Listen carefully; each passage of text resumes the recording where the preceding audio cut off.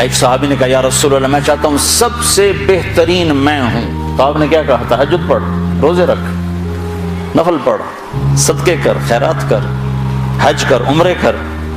آپ نے فرمایا لوگوں کی خدمت کر، تو سب سے بہترین انسان ہو۔ اچھے اخلاق۔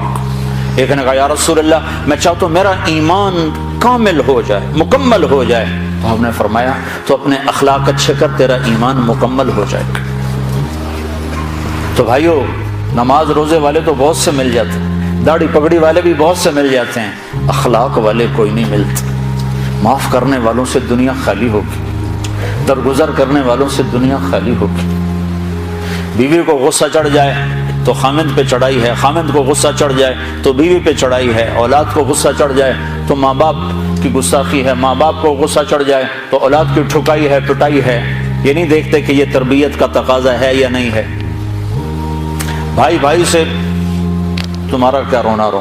میرے سامنے ہمارے علاقے میں یہ دو بھائی دیواریں ساتھ ہیں، ایک مر گیا، دوسرے کا مجھے پتہ چلا اس کے جنازے میں نہیں جا رہا۔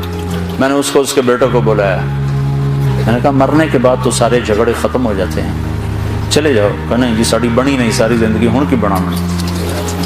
تو میں نے کہا اب تو وہ ختم ہو گیا ہے، جن باتوں پر تم لڑتے تھے وہ باتیں ختم ہو گئیں، اپنی ماں کا دودھ ہی یاد کر لو۔ یقین میرا صرف پڑوسی تھا، میں نے اس کے پاؤں پکڑے، ہاتھ جوڑے، نہیں گیا جنازہ۔ ایسوں سے جہان بھرا پڑا۔ ہمارے اخلاق کیا ہیں؟ جو سلام کرے اسے سلام کرو، جو نہ کرے نہ کرو، یہ ہمارے اخلاق ہیں۔ جو مسکرائے اس کے سامنے مسکراؤ، جو آنکھیں دکھائے اس کو وٹا دکھاؤ، یہ ہمارے اخلاق ہیں۔